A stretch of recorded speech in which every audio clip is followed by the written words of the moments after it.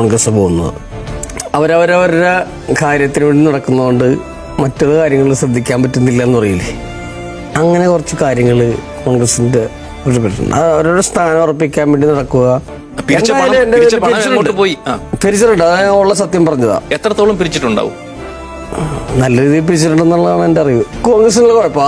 അതേസമയം കമ്മ്യൂണിസ്റ്റ് പാർട്ടിയിലാണെങ്കിൽ ഇത് അപ്പം തന്നെ ചോദ്യം ചെയ്യപ്പെടുകയും വിലയിരുത്തുകയും ഒക്കെ ചെയ്താൽ. ഈ അക്കൗണ്ടബിലിറ്റി എന്നൊക്കെ പറയുന്നത് ഈ കോൺഗ്രസിൽ ഇല്ലാത്തതിന്റെ ഒരുപാട് പ്രശ്നങ്ങളുണ്ട് എന്നാണ് സൂചിപ്പിക്കുന്നത്. അതെ, അക്കൗണ്ടബിലിറ്റി ഇല്ല, അത് ഭയങ്കര പ്രശ്നമാണ്. താങ്കളുടെ പേരിൽ പിരിവെടുത്തിട്ട് പണം എങ്ങോട്ടോ പോയതിനെ കുറിച്ച് ഒരു പരാതി കൊടുത്തിട്ടുണ്ട് KPCC പ്രസിഡന്റ്. ഇപ്പൊ അദ്ദേഹം മുൻ KPCC പ്രസിഡന്റായി മുല്ലപ്പള്ളി. അപ്പൊ താങ്കൾക്ക് നീതി കിട്ടുമെന്ന് കരുതുന്നുണ്ടോ? ഇല്ല, കോൺഗ്രസിൽ നിന്ന് നീതി കിട്ടാൻ വലിയ ബുദ്ധിമുട്ടാണ്. ആര് ജയിക്കും? ഇപ്പൊ ഉള്ളവര് തന്നെ മതി മക്കളെ. കോൺഗ്രസ് വരണ്ടെന്നാണോ? കോൺഗ്രസ് മുന്നേ ഉണ്ടായിരുന്നപ്പം കുറെ പെൻഷൻ കാശൊന്നും അവസാനം തന്നില്ല മക്കളെ.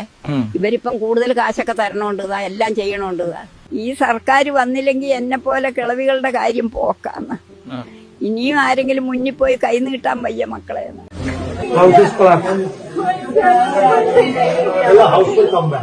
വീട് വരും, ഇനി അവിടെ താമസിക്കേണ്ട, സേഫ് ആയിട്ടുള്ള സ്ഥലത്ത് വീട് വെച്ച് തരും, ഒട്ടും പേടിക്കണ്ട. മാരേജും നടത്തും നന്നായിട്ട് ഭംഗിയായിട്ട്. House will come back. Tell them every person who lost a house, we will make sure that the house is coming back. വീട് നഷ്ടപ്പെട്ട എല്ലാവർക്കും വീട് ഉണ്ടാക്കി തരും. ഇനി ഏതെങ്കിലും തരത്തിൽ എവിടെയും മിസ് ചെയ്താൽ നമ്മൾ ഉണ്ടാക്കി തരും. ഞാൻ അതുപോലത്തെ നോണയൊക്കെ പറയും.